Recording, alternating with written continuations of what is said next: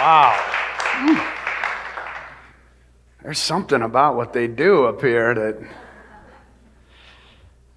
I see why people keep coming back, because it's something magic. It just it kind of melts your whatever that resistance is away, whatever that tension is. You could just feel it. I could feel it in the room, just sort of going, nice. And they're up here just doing something creative and spontaneous, and just to witness that all together, it's a great thing. And it's funny because I didn't know they were going to play that song. It's Morning is Broken. Shannon's talking about the broken pot. All this brokenness this morning, and I'm thinking to myself, I don't like when things break. I mean, I'm all about making the best of things, but in general, I like things to work. And so I'm one of those people who I will look on at all the ratings on the, Google and everything before I'll buy anything. So I don't know about you if you're like that at all, but I'm a big proponent of looking at all the options and trying to find the one that's going to work the best. And so I don't know if you saw this, but in the New York Times a couple of weeks ago, Rachel Connolly, she describes a friend of hers named Dan, and here's how she describes him. She says, there is a kind of person who finds the idea of seeking out the best incredibly enticing on an almost spiritual level. It's the kind of person who genuinely enjoys pursuing articles like the 9 best hair dryers of 2023. Who is overcome with clammy dread at the idea of drinking in a bar with only a 4-star rating on Google.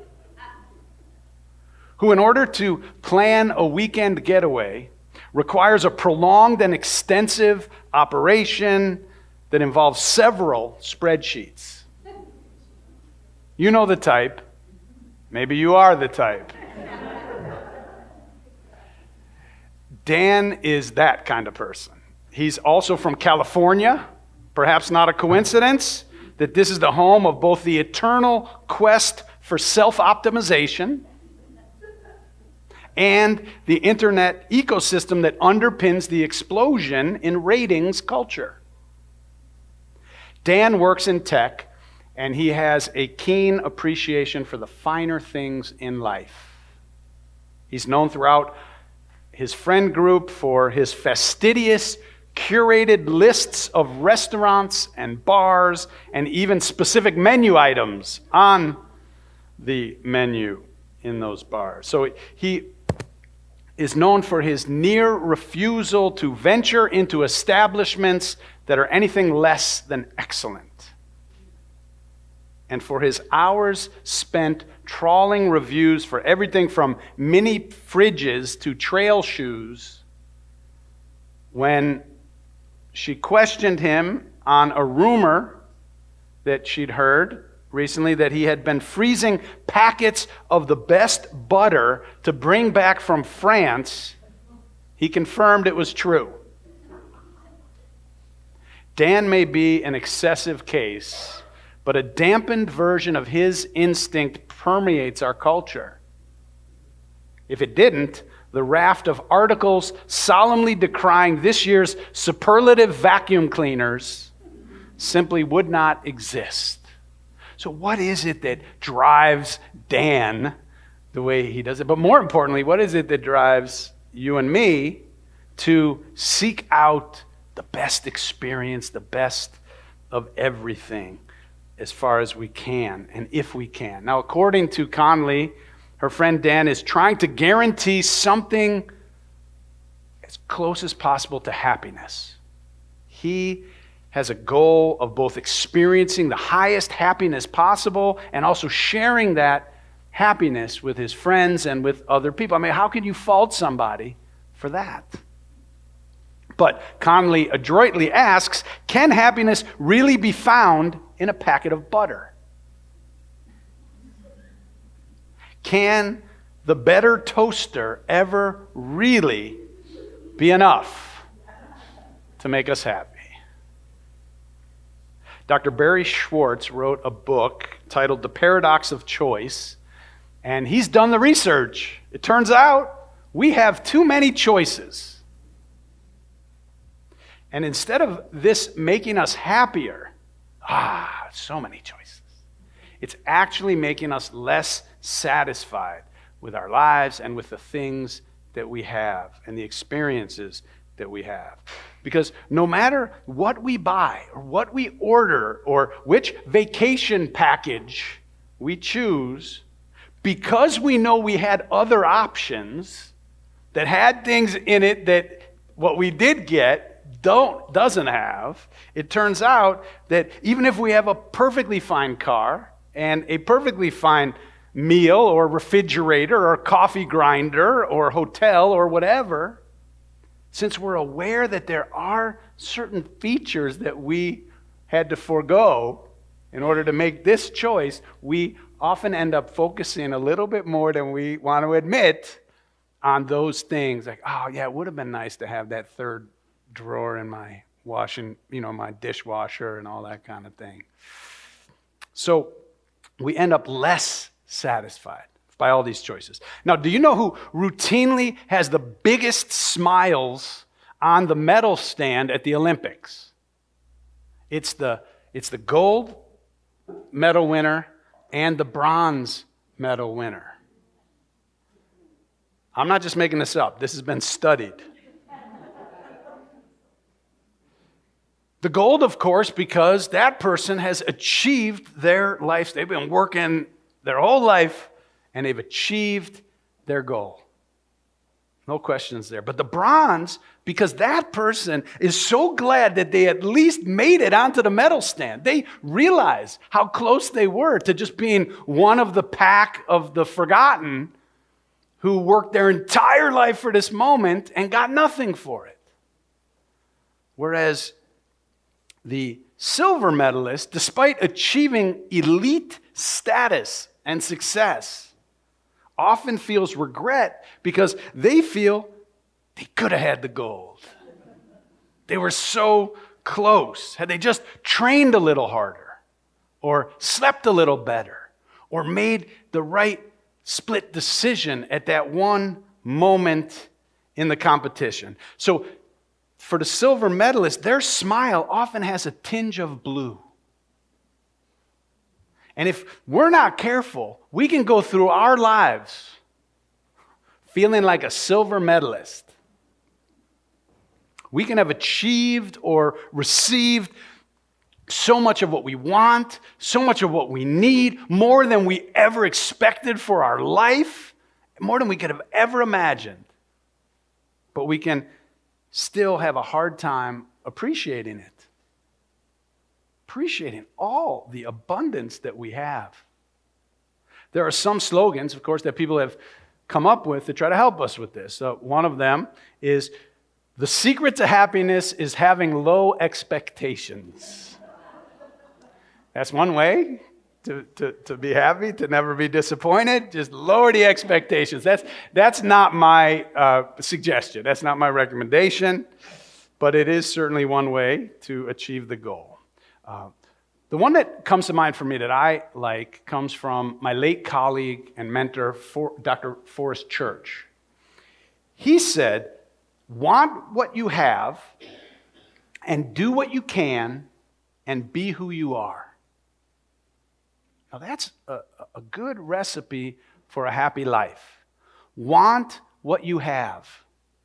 Do what you can and be who you are. So far this morning I've been focusing on things like toasters.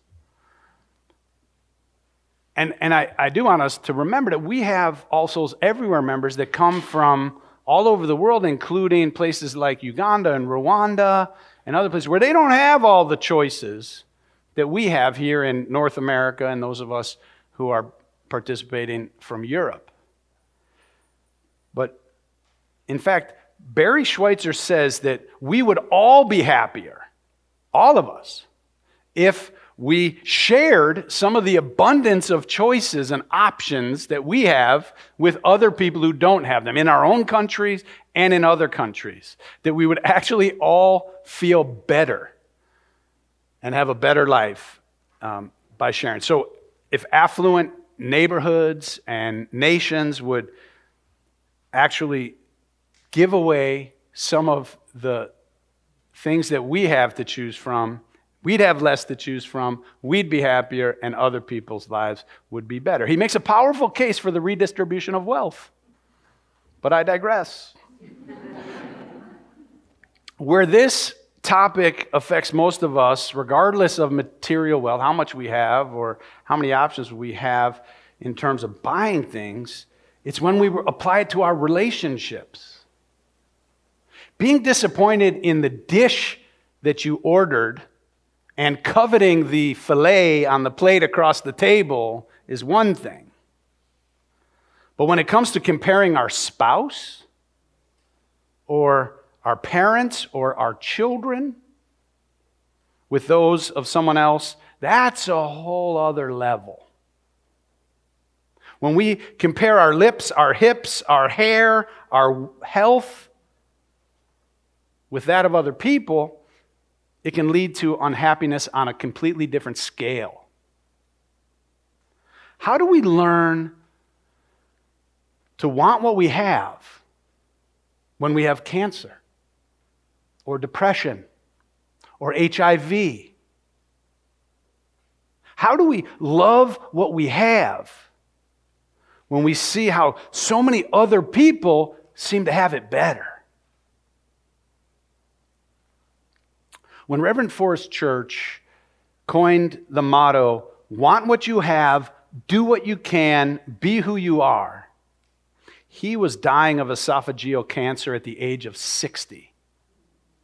A tremendous intellect, a huge heart, a great storyteller who had helped so many people. And here he was at such a young age with a terminal illness. How do you want what you have when you have that kind of a diagnosis, especially so young? Dr. Church's final gift to us was the way that he came to the end of his life with such grace. He showed us that we create a life not from what happens to us, but from what we do with what happens to us. So much of life we really don't have a choice about. And I think that's part of what drives us to want to find the best, check all the ratings, check all the reviews for those decisions that we do get to choose. Because many of the important things are outside of our control, or the most impactful things are outside of our control. So when we do have a choice, we want to choose the right one and make it count. But we have to keep in mind what Viktor Frankl, the Holocaust survivor, said. The one freedom that cannot be taken from us is the freedom to choose our attitude in any given situation. Now, he learned this by watching certain people who were suffering in the depths of a Nazi concentration camp and all the deprivation, and he would see how certain people, despite it all, would give away their last piece of bread to someone who needed it. And it struck him that people could take away everything you've got except for that one thing, the ability to choose how we're going to show up in any given situation. We can show up with anger and disappointment and resentment and despair. We can show up with envy and meanness and judgment. We can run away and not show up at all. Or we can choose love and gratitude and generosity. Now, it's not to say we're not going to feel the anger, the disappointment, the despair, and those kinds of things. But then the question is, okay, but how do I want to be in this moment? I put on my phone recently on my screensaver these words, this quote: "Stop being selective with life.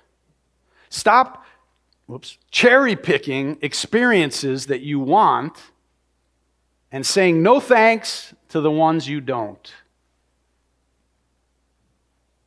Because I'm trying to learn how to accept whatever is happening. Whatever is, that's what is. So how do I show up for that with some grace and some dignity? And I need to find ways to let whatever it is be what it is without trying to run or deny it or decry it. My ultimate goal in life, I've realized this, that the ultimate goal that I have for my life, and therefore for every day, is that if in the course of my life, I want to learn how to love and receive love. If I could do that, then I will have succeeded in life, no matter what else happens or how long I have to live. And so each day, no matter what happens, if I get a flat tire now, on my way to an activity that I've been looking forward to all week, maybe I have to be there, or I think I have to be there, and now I got this flat tire, and I'm out on the side of the road, it's hot, Oklahoma summer, whatever, raining. Instead of just being angry and PO'd and about my situation, now I say to myself, I remind myself, well, my goal today anyway is to learn how to love and be loved. And so, how can I find that or learn that in this moment? Maybe reach out for help, call somebody, calm down, learn how to deal with my anger, whatever that is. What can I do in this? What is this moment giving me to help me get to that higher purpose that I have for my day that is, that got in the way in the moment of that secondary purpose of what I was trying to achieve that day? Because there is a main goal.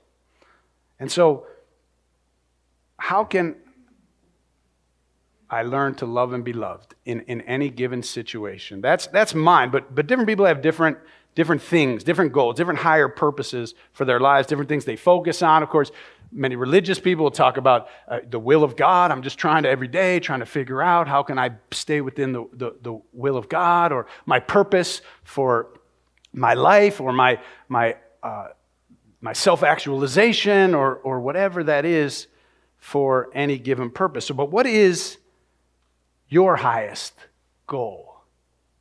If you get nothing else out of a day, if you come to the end of your life and you haven't achieved many of the other things on your bucket list, but this one thing, what would it be? What would make you feel like your day or your life is a success? Is it to have loved and been loved? Is it to connect with the powers that be, the oneness of all life? Is it to be all you can be, to live your potential? Now, I realize we might have 178 different kinds of salad dressing to choose from when we go to the grocery store. And that's pretty overwhelming. I mean, ketchup, you name it. It's like, whoa, which one am I supposed to get? I'm calling my wife. Geez, I don't know what to get here. But when it comes to the main purpose of our life, I don't think there's that many choices, really. It's those things. Love, what is it? Love, maybe? Connecting to the holy, if you have that religious impulse. Happiness. Fulfilling your potential, being of service to others. There's just probably a handful of things that we would probably choose from. So get clear on what it is that you want to move closer to each day in order to feel that you've succeeded in your life. then no matter what happens, your job is to figure out how in that moment, in those circumstances, can that propel you towards your highest goal and purpose. So if you miss your flight, it doesn't have to ruin your day if you let it help you achieve your destiny. If you lose something precious, instead of just feeling cheated, you can find ways to allow the loss to move you towards that higher purpose. Because the truth is, we can't control what happens to us. At least not most of the time or much of the time. But we can control how we show up in whatever is happening. So life's not about finding the best of everything. It's about making the most of everything you have. As Conley says, life is not a treasure hunt. It's about treasure creating. It's not about finding the perfect things. It's about creating perfect moments. Life really is what happens to us while we're making other plans. So plan on surprises and disappointments and the unexpected. And then whatever comes, welcome it in. I'll end with this poem from the 13th century Sufi poet, Rumi, who wrote, "This being human is a guest house. Every morning, a new arrival, a joy, a depression, a meanness, some momentary awareness that comes as an unexpected visitor. Welcome and entertain them all. Even if they're a crowd of sorrows who violently sweep your house empty of all of its furniture. Still, treat each guest honorably. It may be clearing you out for some new delight. The dark thought, the shame, the malice. Meet them at the door laughing and invite them in. Be grateful for whatever comes, because each has been sent as a guide for your life." Imagine being able to do that. There are a lot of choices these days. But the one we all have that no one can take away is the freedom to choose our own attitude in any given situation. Choose well, my friends. Choose well.